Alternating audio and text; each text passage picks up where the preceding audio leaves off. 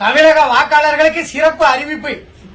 இந்த தேர்தல் படிவம் இருக்குல்ல, வாக்காளர் படிவம், கணக்கீட்டு படிவம், இத யாருடைய உதவியும் இல்லாமல் தன்னந்தனியாக 3 மணி நேரத்திற்குள் எந்த பிழையும் இல்லாமல் முழுமையாக பூர்த்தி செய்து கொடுப்பவருக்கு அமெரிக்கா ஐடி கம்பெனியில நிரந்தர பணி, மாசம் 4 லட்சம் ரூபாய் சம்பளம் கொடுக்கப்படும்.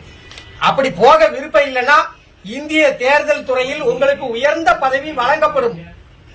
என்னடா ஏய், ஏண்டா எங்களை இந்த படிக்கும் போதே நெஞ்சு வலிக்குடா, ஏண்டா எங்களை இந்த துன்பப்படுத்துறியா? நீங்களாம் படிச்சுட்டு வேலைக்கு வந்தேலா? மாடு மேய்க்கிறவனுக்கு கூட நல்ல மனிதாபிமானம் உள்ள அறிவு வேலை செய்யுமே, படிச்ச உங்களுக்கு அறிவே இல்லையா? இதை எந்த பய பூர்த்தி செய்வான்? போன தேர்தலில் ஓட்டு போட்டதே யாபம் இல்ல.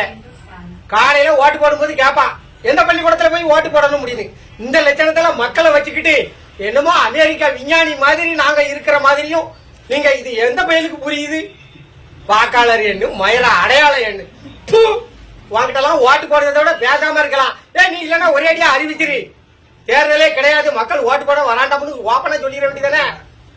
நீங்களே இருந்துட்டு போங்கப்பா, அதிபர் ஆட்சி முறையை கொண்டு வாங்க. எதுக்கு ஓட்டுக்கு 2000 கொடுத்து கஷ்டப்படணும்? என்ன சாதாரண எனக்கு படிக்க தெரியாது, நான் எவங்கிட்ட போய் பூர்த்தி செய்ய? படிச்சவனுக்கே இந்த பாரத்தை பூர்த்தி செய்ய தெரியாது. என்ன கேவலப்படுத்துதிய நீங்க? ஒரு எளிய பாமரனுக்கு புரியாண்டாமா? என்னவா 100% கல்வியறி, 100% படித்தவனுக்கே இதை பூர்த்தி செய்ய தெரியாது. நான் ஆனா சவால் ஊட்டி சொல்லுறேன்.